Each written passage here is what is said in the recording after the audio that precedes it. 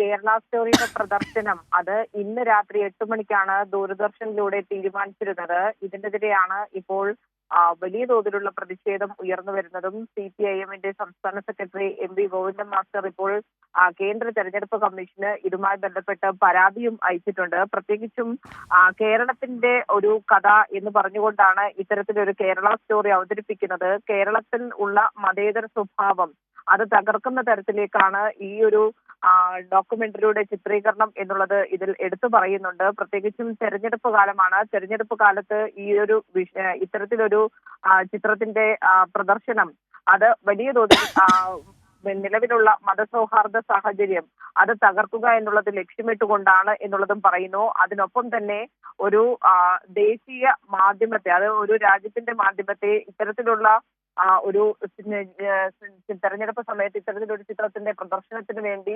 രാഷ്ട്രീയപരമായി ഉപയോഗിക്കുന്നു എന്നുള്ളതും ഈ പരാതിയിൽ ചൂണ്ടിക്കാട്ടുന്നുണ്ട്. ഏതായാലും ഇതിന്റെ പ്രദർശനം തടയണം എന്നാവശ്യപ്പെട്ടുകൊണ്ട് തന്നെയാണ് കേന്ദ്ര തെരഞ്ഞെടുപ്പ് കമ്മീഷൻ ഇപ്പോൾ CPIM ഔദ്യോഗികമായി പരാതി നൽകിയിരിക്കുന്നത്.